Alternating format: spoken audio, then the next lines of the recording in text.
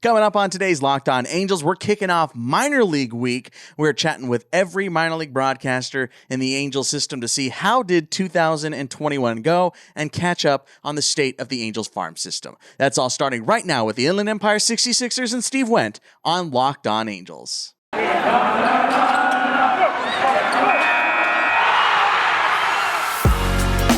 You are Locked On Angels, your daily Los Angeles Angels podcast. Part of the Locked On Podcast Network, your team every day. Hey, what's up, everybody? Welcome to Locked On Angels, part of the Locked On Podcast Network, your team every day. And thanks for making Locked On Angels your first listen of the day every single day, especially here in the offseason. You can follow me on Twitter at Steve Granado, Granado. And of course, our Locked On account is at Locked On Angels. As I mentioned, this is minor league week, our official kickoff of the week in which we cover all the minor league teams here from low A to triple A. We caught up with every single minor league broadcaster in the Angels system, had a long, in-depth conversation with them, talking about the season, asking about prospects and guys that shined and guys that surprised, all that good stuff. That's coming up right now. Before we get to our chat here, again, we're talking with Steve Wendt of the Inland Empire 66ers. Before we get to that, I want to remind you of my merch. It's available now, 27 merch. You can even follow us on Twitter at 27 merch now. The new Shohei Ohtani logo is available. Love how this one turned out. Of course, you got the Rory's Words logo. We have the original logo, and of course, the Just the Halo. A fan fave, if you will, is all available right now. So go check it out on Redbubble. It is linked in the show notes and, of course, here on YouTube in our episode description. Okay, we got a real long chat here with Steve Wendt today, so we are going to go ahead and just send it right off. We caught up on everything 66ers baseballs this year. Steve's a good friend of mine. I think he's a great broadcaster and a real smart mind, so I really hope you guys like this chat. Again, we're chatting 66ers ball with Steve Wendt.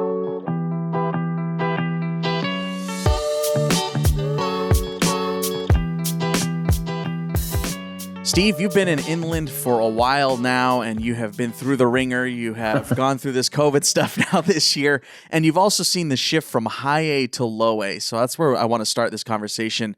I mean, I know that there are more factors at play because of the lost season, but for you, the differences between high A and low A, how apparent were they in Inland Empire this year? Yeah, I mean, well, like you said, I mean, the lost year, at the start of the year, I honestly, and not to run anyone down, but we were watching the worst baseball I've ever seen at the professional level. And you had to keep telling yourself, I think this is more about the layoff than about the kids out there. And so as the year progressed, then I started making my comparisons. And by, July and August, when the guys had the rust off and things like that, I thought that was an appropriate time to start kind of going through my memory banks and seeing the comparison between high A and low A. And I thought by the end of the year, the guys, like I said, had knocked the rust off, and there is a definite difference. There's more mistakes made. There's fewer hard hit balls. There's more walks, things like that. More balls bounce to the plate and things like that. But all in all, you still have some pretty talented players out there on every team. I think the one thing that I noticed, at least when I made the jump from short season to high A, was speed. Just the speed of the game is just so much ridiculously faster. Just the, glove to hand and, first step and jumps from first to second, just all those types of things where the immediate, like, whoa, this is completely different. I've gotten so used to short season ball. Yeah, the outfield shows that as well. When you start, the funnel guys start, there's a bottleneck there. And so guys start getting weeded out, and then you start seeing speed in the outfield, jumps, in center and things like that, taking extra base hits away that at the lower levels, you said you were in short season. I did rookie ball for a long time. Balls that were automatically in the gap are no longer. So that's a big time where speed shows up too. One of the other differences that you got to see firsthand, and I actually got to see firsthand as well, and made an immediate impact in my mind, was the pitch clock. Let's talk about that pitch clock that you got to see in low A this year. First, but we'll have a couple questions here. But first thing, what was the difference for you with the pitch clock implemented? Professionally, in terms of calling a game, or just overall pace of the game? Did it have an effect? Did it not?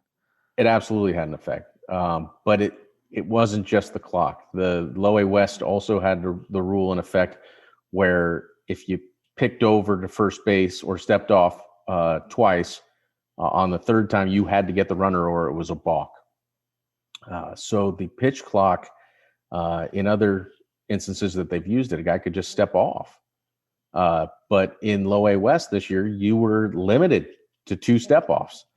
So the pitch clock then became much more of a factor because you couldn't just reset it whenever you wanted, basically. And, pitchers had kind of done a workaround. We saw a lot of catchers call for time, but still, it did keep it moving. And then I think that, and just as players get more accustomed to it, it will continue to increase the speed of the game. But I definitely think that pickoff rule in parcel with the pitch clock was a big deal. Now, from a personal standpoint, I'm an old guy, and I'm like, this pitch clock, how is this going to change everything? And I felt like I was going to be like calling basketball games with the shot clock running down, and to be honest with you, I hardly ever noticed it.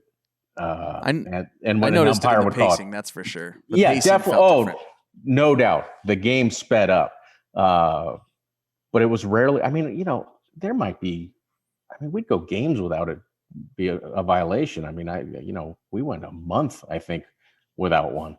But it definitely picked up the pace of the game. So the guys were aware of it. They just went along with it. And with that step off rule or that Low A West had, I think that also really enforced it. They worked in tandem together to make it a pretty good pace of play rule. And I know the COVID stuff this year really held you out of the clubhouse and you couldn't really talk to anybody or anything like that. But did you get any sense from the players themselves on how they felt about it, at least the pitchers are concerned? Yeah, no one really complained about it. Staff really didn't. They put it in about a month into the season. And that was weird. So we had like a couple of weeks where it worked sort of, and it didn't work. And it was as much for the umpires learning the mechanics of it and how to enforce it. So the clock would wind down and would go off, it would go to zeros, but they wouldn't enforce it. Just so I think the umpires and the teams had about a 2-week kind of grace period, if you will. Sure. And within that grace period, it seemed like everyone just kind of got on board. And so I didn't hear a gripe about it at all. I really didn't. I think if anything, most people were kind of like me, where they were, this is change and that's bad, and then all of a sudden after a while, I'm like, oh, the change isn't so bad. This is good. So there was very little griping about that. The Low A West, about halfway through the year, did get another rule change where they were using electronic signals from the catcher to pitcher. That's right. And that one, I was like, no way this is going to work. And my old school was like, this is crazy. And one day during a bullpen session, I talked to a few pitchers and a catcher, and they were all recently drafted guys or signed guys, first-year guys. They loved it. It. And they said with the pitch clock, it's even faster now because the guy knows what pitch he's throwing while he's walking up to the mound. And so it's like a telecommunications device, right? Like on basically, your yeah. It's the catcher has a little keypad basically on his wristband, and the pitchers have a little sensor in the brim of their hat, inside the rim of their hat, and it actually.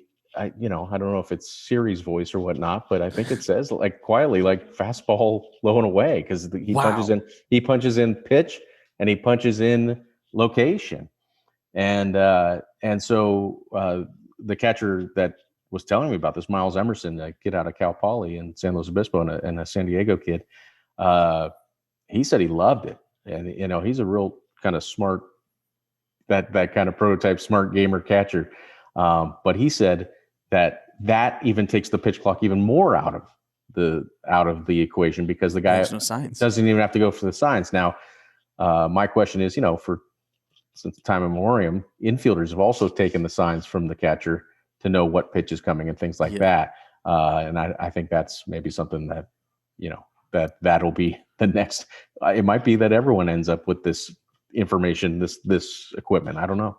Wow, that's That seems like something out of the future for sure. Is it too like can the pitchers respond with it too? Like, no, I don't want to throw that. I know that doesn't happen too much at the lower levels, but can they say no? I don't know if it's a shake off. I don't think they have a device that can communicate back. So I think they can just be like, no, let's do something else. Yeah, just no. Yeah. Wow. Like that's such a mix. That's such a weird mix of like, all right, I'm gonna flash this sign to you out of nowhere, and then you're just gonna go, no. Right.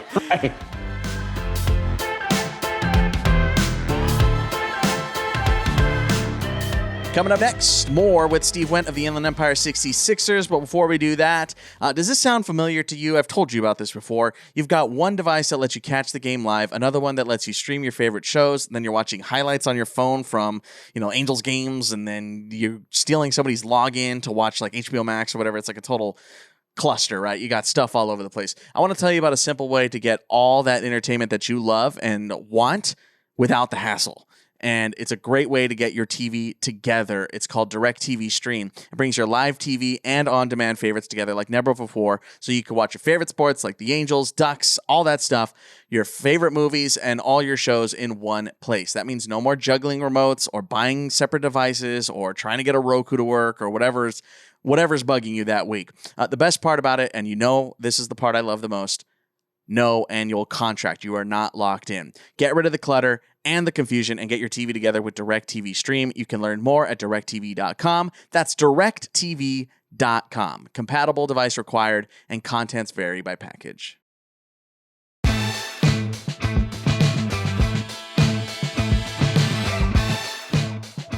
That's pretty incredible. But so that seems like something, if it works and implemented correctly, that 100% could make it to Major League Baseball. Do you think the pitch clock in tandem with that could make it to Major League Baseball or be spread throughout minor league ball? Or do you think that just having it at the lower levels will help develop guys to have that pace in mind already so they won't need it there?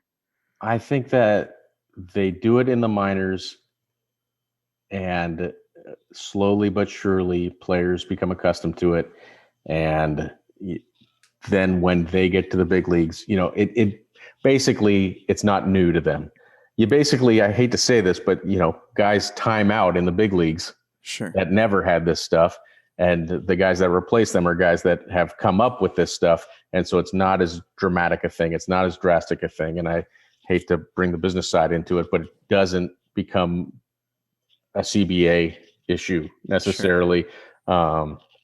And so I think that slowly but surely they will implement these at the lower levels, and then they will move it to, AA and then AAA. And once it's in AAA for a few years, then probably try to get it into the big leagues. I think this is a process. So it might be a few years then. Yeah, I would think so. Something that typically takes a few years and didn't necessarily this year in the Angel system was moving players. My gosh, did they move players like crazy, calling guys up like crazy. We're going to be talking about that throughout this whole week where we're interviewing all the broadcasters in the minor league level. Did you see it? And were you taken aback because you've been in the organization? The Angels have been affiliated with Inland Empire for a few years now. Were you taken aback with how fast guys were moving this year? No, actually, to be honest, it seemed like less than normal at the first month or two.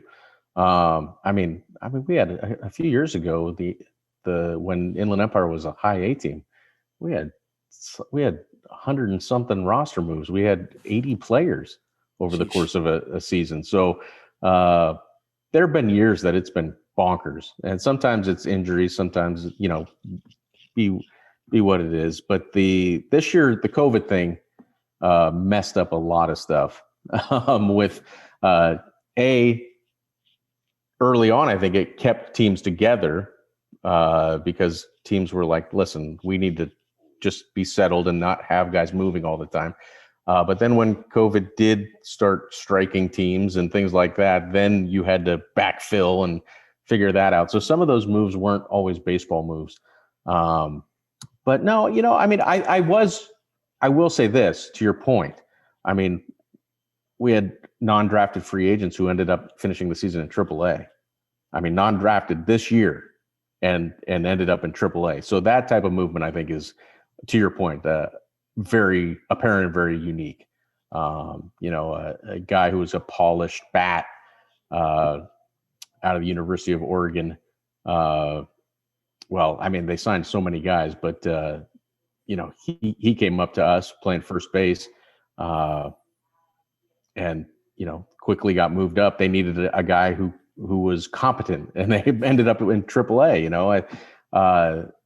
Matthews is his name, and so I think that the movement was unique in that regard. That so many guys who were young got moved up to higher levels. Yeah, we definitely saw it at the highest level, guys that were ostensibly just AA guys all of a sudden. Mm-hmm. All right. I mean, like if you just follow the Angels on Instagram, it was like every day it's like, please welcome, please welcome, please. Yeah. Like, geez, like how many of these things are they pumping out every day? Right. But let's stick with the pitching side there. You see it at the lowest level now, which I got to imagine still feels a little bit weird to not be at the high A level. But what were some of the big names that impressed you this year? I got to go out and catch a couple ball games. Jack Hanowitz, Jose Salvador, Rosapina. Who are some of the guys that were like, okay, I see the flashes of the stuff. You see most of the guys that you over the years, because of the high A nature, is not necessarily a level that gets jumped a whole bunch. So what were some of the guys that, in comparison, were some of the guys that stuck out to you? Yeah, early on, it was lefties. Season started with 16 pitchers and 8 were lefties. I don't think I've ever seen a roster with that, 50-50 on righties, lefties. But I got to start with the UC Santa Barbara Gaucho with Jack Dashwood. He came out, and I mean, if it got to a 2-ball count, it was incredible. His stuff's not like overwhelming 97, 98, but people don't see it, and he throws strikes. But really, Dashwood at the start of the year, Ryan Smith and Brent Killam, they came out and were lights out. And now part of that, I think, was that everyone was a little rusty at the plate too. Catching up, yeah. So we had these enormous strikeout totals. But nonetheless, they went out and did it. They went out and just filled up the strike zone. So the start of the season was kind of those guys, watching these lefties just plow through teams. It was kind of fun. And they were older guys. They were college guys. And so competition wasn't new. The bright lights weren't new, that type of stuff. As the season wore on, also Adam Seminaris kind of caught back up into that group, the lefty out of Long Beach State. I thought I was impressed with him at the start of the year. I thought he was really struggling, and he really pitched better and better every start out, especially come about July. And so I love watching that. I love watching the light bulb go on some of these guys. And so Seminaris was like that.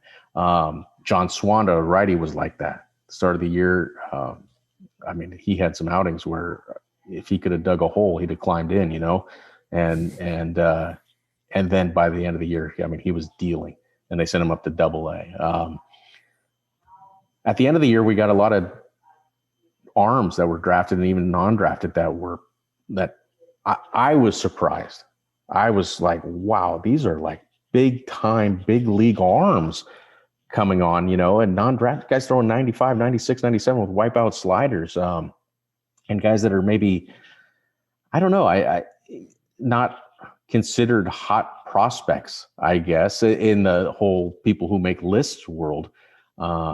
But Brandon Dufault is a guy who was just the sleeper who comes in and throwing 96, 97 with this wipeout slider, and a guy from the Northeast, and Ryan Costu, the kid from Arkansas, and really liked him. Yeah, some good arms in the bullpen, and I'm skipping some, because you did see a lot of guys on the roster, and then sneaky good guys like Amilcar Guzman, who just gets outs with a little cutter, and so the bullpen arms were good too. I think that's endemic in the game, these monster power arms now that we're seeing, but the lag time from the lower levels, now it's everyone. It used to be there's a couple guys, and now it seems like half the guys are up there in the mid to high 90s. So that's fun to watch. And so at the lower levels, that the stuff's there. It's a matter of, can they keep it corralled, and then they move up, and you hope they do.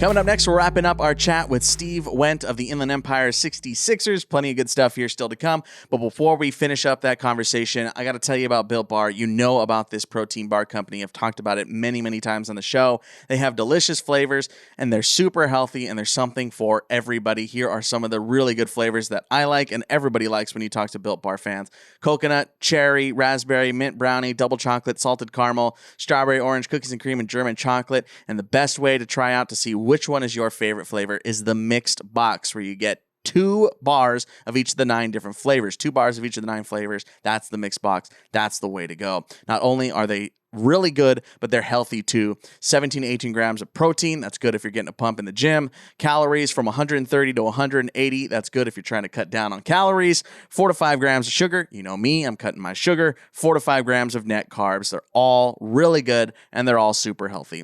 Built Bar is the official protein bar of the U.S. track and field team, so you know that you can trust it. You go to built.com. That's built.com, and use the promo code LOCKED15 to get 15% off your order. Again, that's promo code LOCKED15 for 15% off at built.com. Get that mix box.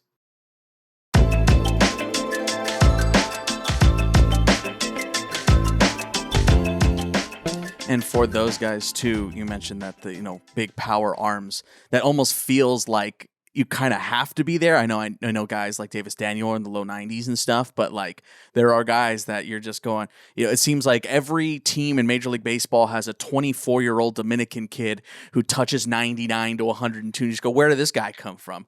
Right. Have you seen that with the Angels? Again, you've been with it for a while now. That have you seen, or have you noticed rather that they are shifting focus maybe as a organization to focus on power arms in the back end, or are they trying to develop starting pitching, or like just overall, have you noticed any shifts with the Angels pitching over the last couple of years, especially now under Perry Manassian? Yeah, under Billy Epler, you started noticing that velocity was the premium item. Velocity is, he would talk about it. He'd say it's the number one indicator of swing and miss, basically, is velocity. So as far as Perry goes, I don't know. They've a limited draft and all that, but they took 20 pitchers in the draft, and there were a lot of power arms in there. So I'd say that's probably a pretty good indicator that's what they're going for. But they also signed a lot of free agents that also had big arms, I thought. Guys that you're like, how did this guy not get drafted? Obviously the draft was short. But to me, that emphasis seems to be velocity, and that's every team. I mean, any night we go, you load up the bus and go to a different town. When you go to Modesto, all of a sudden Seattle has just tons of power arms, and obviously the Dodgers over in Rancho Cucamonga, and so I think that is, to put a silly term on it, the arms race. The arms race is get the velo, and then figure out the rest. You mentioned non-drafted free agents. One of the guys that impressed me from the get-go, I know you were there that night too, Bryce Teodosio, Clemson kid, out of nowhere, non-drafted free agent, comes over to Low A and just starts tearing it and running, and is a member of every single play, it seemed like. Every time we look up, Bryce Teodosio's name is being mentioned. Played 25 games with you. Let's start with him before we get into some bats and defenders. What was it like watching Bryce, and were you impressed? I was surprised. Again, we're talking about guys that non-drafted free agents. I'm like, how did this guy not get drafted? I mean, he is a specimen.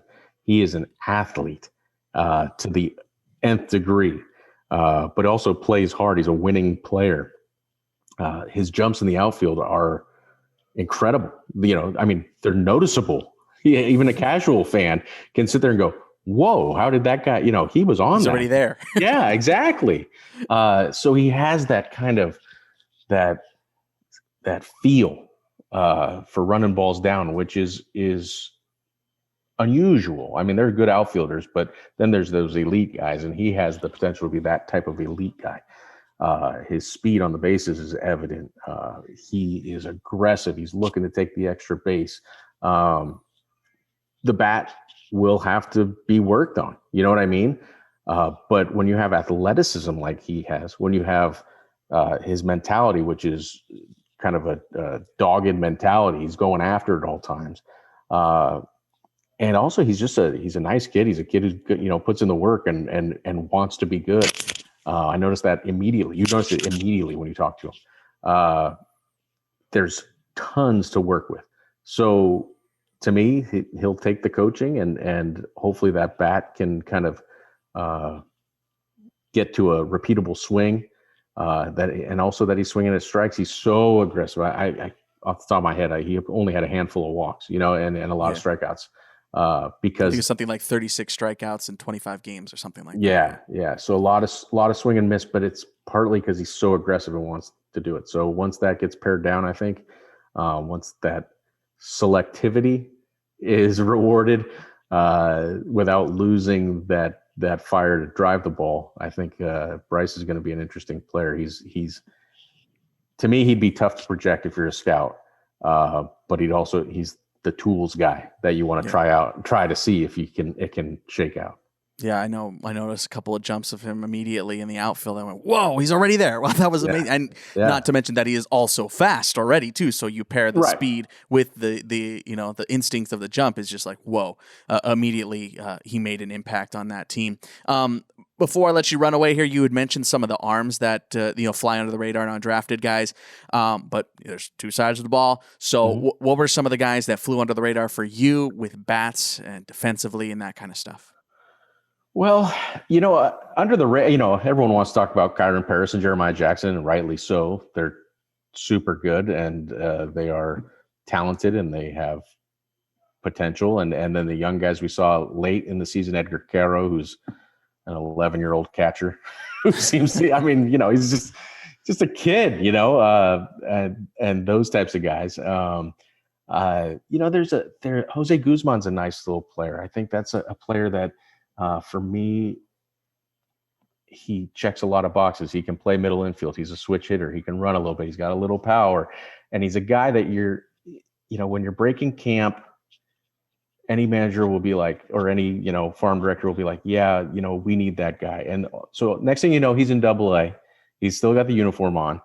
And his flexibility allows him to play all over the place. And so he just keeps getting at bats that maybe the pundits maybe don't anticipate him getting, and he keeps performing. I think he's an under the radar type guy, and then there, but it's low A ball. I mean, the radar, as the years have progressed, people pay attention to the minors, I think, a little bit more than they used to. With our phones, we follow the right people, and all of a sudden we know every prospect and what they're doing every night. But it's a long ways from the big leagues. So the guys who have their names already, sure, we follow them, but there's a lot of at bats out there that these other guys can pop up. I see guys like when you say under the radar, maybe it's just people haven't heard of them yet, like a Roll Vera, the shortstop. He was also 19 years old. He turned 19 while he was with the team. Smooth at shortstop, very smooth. He's a big guy too. Will the power follow? I don't know. I don't know whether he's under the radar, but the casual fan that he's not ready for the big leagues yet. So maybe he's not quite yet on the radar for the casual fan. Seems like there's a bit of excitement around the franchise here organizationally in the farm system that, remember, just a couple of years ago was dead last in all of Major League Baseball. So now somewhere around the middle to the middle top of the pack as far as farm system strength is concerned. So we'll see if that ends up coming to fruition again. We're going to be talking with all the broadcasters throughout minor league baseball this week. So very excited to have you on, Steve. Our first one here of the week. Got to start at the bottom and go all the way to the top. So glad you can join us here, Steve. And if there's anything you want to promote or talk about, now would be the time. No, just keep following Steve Granato's podcast here, and I'm happy to be a guest whenever you want me on, my friend. Yeah, we'll probably have you on to preview the 2022 season. I'm already making plans. You got to knock out those off-season episodes, so already got to plan ahead. I'll start doing some research on the complex leagues and what's happening in Dominican, so I know who I'm talking about. Exactly. Yeah, I know when you get there, you're going like, well, I'm still learning these guys here on day one. So that's a real thing where I'm sitting there going, boy, there's not a lot of track record on these guys in Low A West here. You got 15 minutes before first pitch. Hey, left field, last name? Yeah, right. Exactly. All right, Steve. Well, thanks so much for joining us. Your episode or your handle and all that stuff will be linked in the episode description, all that stuff. Thank you so much for joining us today. Thanks, Steve. Want to give another special thanks out to Steve Wendt for sitting down and chatting with us for almost a half an hour, taking time out of his busy schedule to talk about some Angels baseball and, of course, some 66ers ball. Really good chat with him. I'll leave his Twitter and all that stuff in the show notes. You should shoot him a follow. He's really good about updating people throughout the season. So if you're looking for a good update at the lower levels, that's definitely the guy to be following. You can follow me as well over on Twitter at Steve Granado, Granado, and, of course, our Locked On account where we always have tons of polls and fan engagement stuff is at Locked On Angels. If you want to be a part of the show, we are taking your voicemails now. Again, we're doing minor league week, so we're probably not going to get to voicemails this week, but I want to field your questions for next Monday. That's in a week. Our Monday mailbag will be returning next Monday, so give us a call, 714-409-6396. That's 714-409-6396. If you forget that number, one, save it in your phone. You're already listening to this probably on your phone, so you might as well just save that phone number and give us a call. But that voicemail line is always open. It's in the show notes. Of course, don't forget about my merch, 27 merch, the Shohei logo. You know this stuff, folks. It's all good looking stuff. I got my own here. Of course, if you're watching, I just happen to have just the Halo sticker right here. I'm always just ready to go. Just pop that over my head. There you go. Just the Halo. Plenty of good stuff over there over on Redbubble. It's linked below. And my other podcast, if you want to check out some other stuff, if you like baseball, I imagine you do, check out Our Game, an 8-part docuseries I worked on. We asked the question, who is the Latino Jackie Robinson? And the answer got very, very complicated. We are examining the Latin contributions to American baseball, covering nearly 200 years of baseball history. So definitely go check that out. There's some good nuggets in there and a new perspective on the game that you love so much. And of course, my other podcast that has absolutely nothing to do with baseball, movies I should have watched with my best friend Alex and I are watching all the movies we missed over the years. You got to check it out. It's a whole bunch of fun if you want something completely different and to unwind and maybe just, have an excuse to remember some of the best movies that you've ever watched, or maybe some of the worst ones. I don't know your tastes. Anyway, we have plenty of episodes over. Again, if you are listening to this episode, you can listen to that anywhere. It's on podcast platforms everywhere. I want to thank you for making Locked On Angels your first listen of the day. For your second, why don't you go back and check Locked On MLB to keep up with the postseason, keep up with the World Series. Paul Francis Sullivan, got to call him Sully, though, is bringing his unique perspective on the Major League's past and present. It's free and available on all platforms.